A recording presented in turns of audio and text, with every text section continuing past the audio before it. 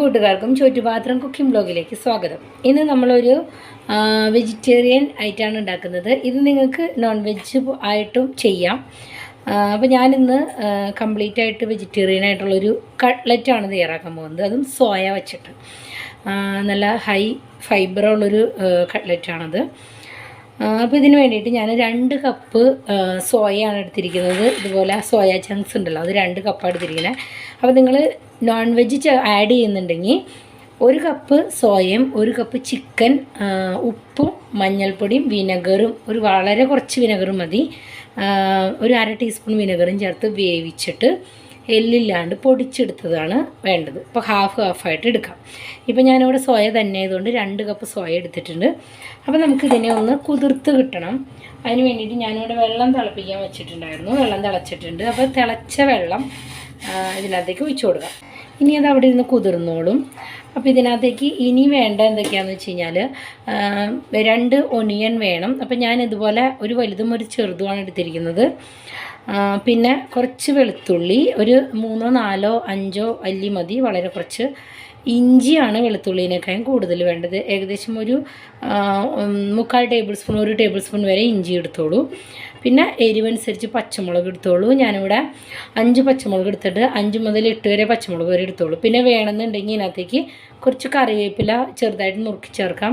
മല്ലിയുടെ ഇലയുടെ ടേസ്റ്റ് ഇഷ്ടമുള്ളവർക്ക് അതും കുറച്ച് ചേർത്ത് കൊടുക്കാം. പിന്നെ നമുക്ക് എല്ലാ കട്ട്ലറ്റിലേക്കും നമ്മൾ ചേർക്കാറുള്ളതാണ് ഉരുളക്കിഴങ്ങ്.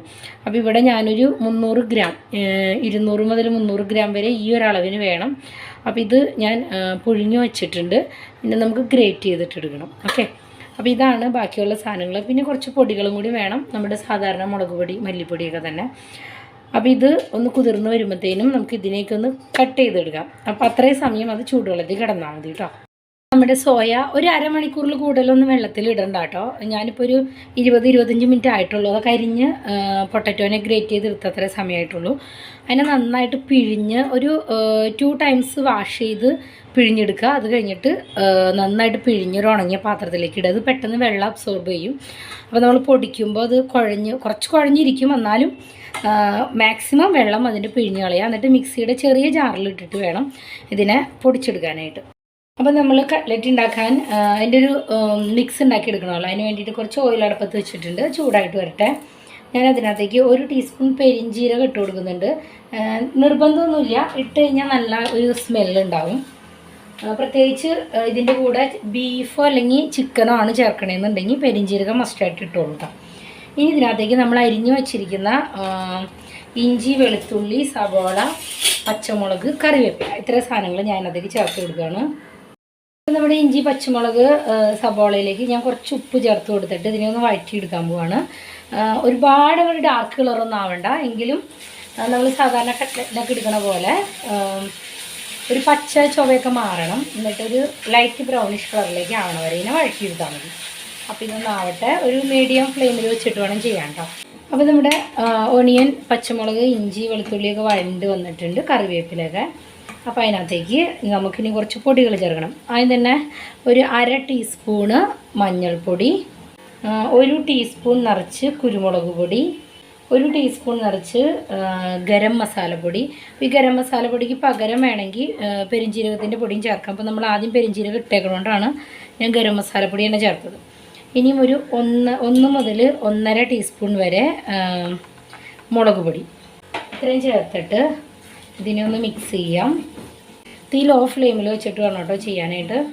ഇനി ഇതിലേക്ക് നമ്മൾ പൊടിച്ച് വെച്ചിരിക്കണ നമ്മുടെ സോയ ഉണ്ടല്ലോ, അതിനങ്ങനെ ഒരുപാട് നേരം വഴറ്റിയൊന്നും വേണ്ട. ഇട്ട് ഒന്ന് ആ ചൂടി കിടന്നൊന്ന് വാടിയാൽ മതി.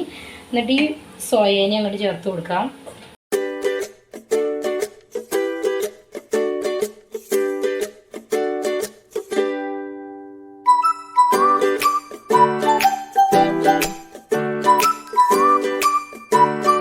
അതിനെ ഒന്ന് മിക്സ് ചെയ്തതിന് ശേഷം നമ്മൾ ഗ്രേറ്റ് ചെയ്ത് വെച്ചിരിക്കുന്ന പൊട്ടറ്റോ ഉണ്ടല്ലോ, അത് ചേർത്ത് കൊടുക്കാം. ഞാൻ ഇവിടെ കുറച്ച് ഇട്ട് കൊടുത്തതിന് ശേഷം ആവശ്യമുണ്ടെങ്കിൽ മാത്രം ഇട്ട് കൊടുക്കണുള്ളൂ കേട്ടോ. ഇതിപ്പോൾ 2 വലിയ ഉരുളക്കിഴങ്ങ് തന്നെയാണ് എടുത്തേക്കണേ. ഉരുളക്കിഴങ്ങ് കുറേ കൂടുതലായി കഴിഞ്ഞാൽ ഒരു ടേസ്റ്റ് ഉണ്ടാവില്ല. അപ്പോൾ മിക്സ് ചെയ്ത് നോക്ക്. നമുക്കത് ഇങ്ങനെ കയ്യിൽ പിടിക്കാൻ പറ്റണം. അതിന് വേണ്ടിയിട്ടാണ് ഉരുളക്കിഴങ്ങ് ചേർത്ത് കൊടുക്കുന്നത്.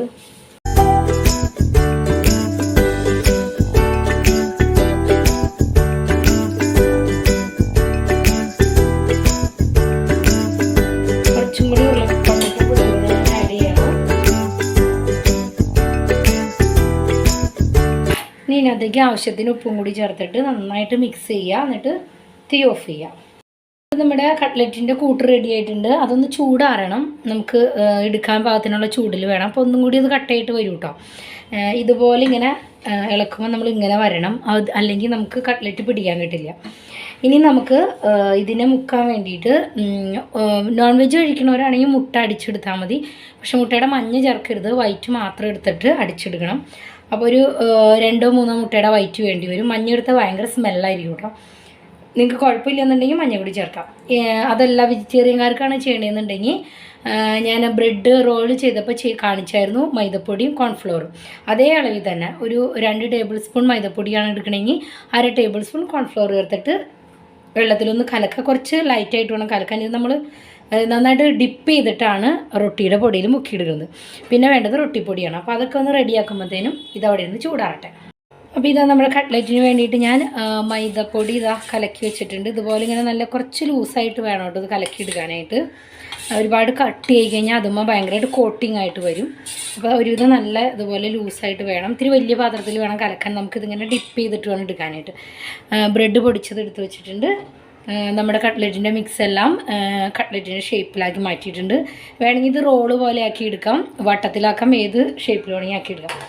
ഇനി എണ്ണ നന്നായിട്ട് ചൂടാക്കുക. നല്ല ഹൈ ഫ്ലെയിമിൽ വെച്ച് എണ്ണ ചൂടായി വരുമ്പോൾ അതിനെ ലോ ടു മീഡിയം അതിൻ്റെ രണ്ടിൻ്റെ ഇടയിൽ വെച്ചിട്ട് വേണം ഇത് ഫ്രൈ ചെയ്തെടുക്കാൻ.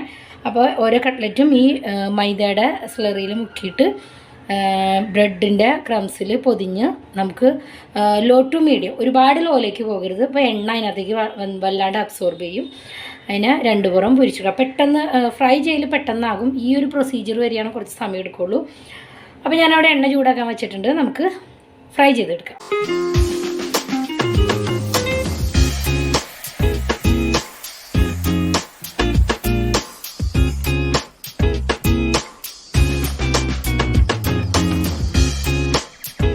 അപ്പോൾ ഇത് നമ്മുടെ ആദ്യത്തെ സെറ്റ് കട്ട്ലറ്റ് ഇവിടെ റെഡി ആയിട്ടുണ്ട്. നല്ല ക്രിസ്പിയാണ്, ഉള്ളിൽ നല്ല സോഫ്റ്റ് ആയിരിക്കും. ഇതിൻ്റെ ചിക്കനും കൂടി ചേർത്ത് കഴിഞ്ഞാൽ വളരെ ടേസ്റ്റി കേട്ടോ. അപ്പോൾ വെജിറ്റേറിയൻകാർക്ക് ഒരു വെറൈറ്റി കട്ട്ലറ്റ് ആയിക്കോട്ടെ എന്ന് വെച്ചിട്ടാണ് ഞാൻ ചിക്കൻ ചേർക്കാണ്ട് കാണിച്ചത്. എല്ലാവരും ഒന്ന് ട്രൈ ചെയ്ത് നോക്കുക. കുട്ടികൾക്കൊക്കെ എന്തായാലും ഇഷ്ടമാവും കേട്ടോ. സോയ കഴിക്കാത്ത കുട്ടികൾ എന്തായാലും ഇത് കഴിക്കും. നിങ്ങളുടെ അഭിപ്രായങ്ങൾ കമൻറ്റ് ബോക്സിൽ അറിയിക്കുക. പുതിയ കുറേയേറെ വീഡിയോകൾ ഞാൻ അപ്ലോഡ് ചെയ്യാനിരിക്കുന്നുണ്ട്.